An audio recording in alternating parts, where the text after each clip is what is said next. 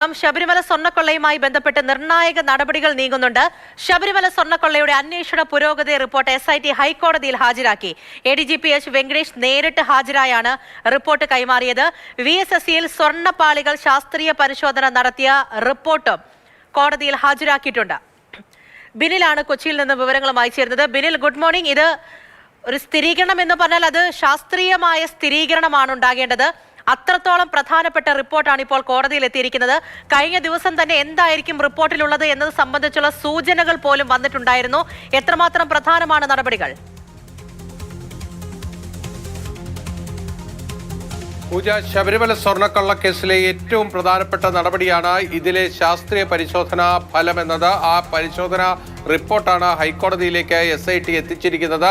ഇനി ഈ സ്വർണ്ണക്കൊള്ളക്കേസിന്റെ അന്വേഷണം ഏത് ഗതിക്കായിരിക്കും മുന്നോട്ട് പോകുന്നത് എന്നത് ഈ ശാസ്ത്രീയ പരിശോധന ഫലത്തെ കൂടി ആശ്രയിച്ചാണ് ഇരിക്കുന്നത്. കഴിഞ്ഞ തവണ കേസ് പരിഗണിച്ചപ്പോൾ കോടതി അക്കാര്യം വ്യക്തമാക്കിയിരുന്നു. VSSCയിലെ പരിശോധനാ ഫലമാണ് ഇനി നിർണായക രേഖയായി കിട്ടാനുള്ളത്. അത് കിട്ടിക്കഴിയുമ്പോഴാണ് തുടർ നടപടികൾ ഉണ്ടാകുക എന്നതാണ്. ഇന്ന് എന്തായാലും ഹൈക്കോടതി 10:15 ഈ കേസ് പരിഗണിക്കാൻ പോവുകയാണ്.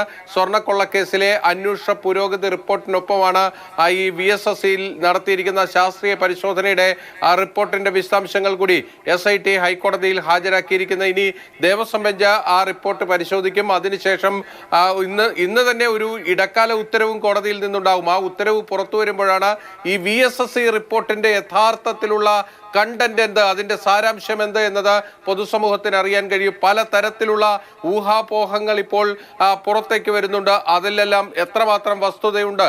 ഇപ്പോൾ ഈ സ്വർണ്ണപ്പാളികൾ 98-ൽ ഉണ്ടായിരുന്ന ആ പാളികൾ തന്നെയാണോ ഇപ്പോഴും സന്നിധാനത്തുള്ളത്? അതിൽ ഏതെങ്കിലും തരത്തിലുള്ള മാറ്റങ്ങൾ ഉണ്ടായിട്ടുണ്ടോ? എത്രമാത്രം സ്വർണം ഈ പാളികളിൽ നിന്ന് ഉണ്ണികൃഷ്ണൻ പോറ്റിയും കൂട്ടരും കടർത്തിയിട്ടുണ്ട് തുടങ്ങിയ കാര്യങ്ങളിലൊക്കെ ഒരു ഏകദേശ ചിത്രം ഈ VSSC റിപ്പോർട്ടോട് കൂടി ലഭ്യമാകുമെന്നാണ് പ്രതീക്ഷിക്കുന്നത്. അതുകൊണ്ട് തന്നെയാണ് ആ റിപ്പോർട്ട് ഏറ്റവും നിർണായകമായി മാറുകയും ചെയ്യുന്നത്. അതോടൊപ്പം തന്നെയാണ് തന്ത്രിയുടെ അറസ്റ്റിന് ശേഷമുള്ള സാഹചര്യങ്ങൾ, തുടർന്നുള്ള അന്വേഷണം, അതിന്റെ വിശദാംശങ്ങൾ കൂടി ഹൈക്കോടതിയിലേക്ക് പ്രത്യേക അന്വേഷണ സംഘം എത്തിക്കുന്നത്.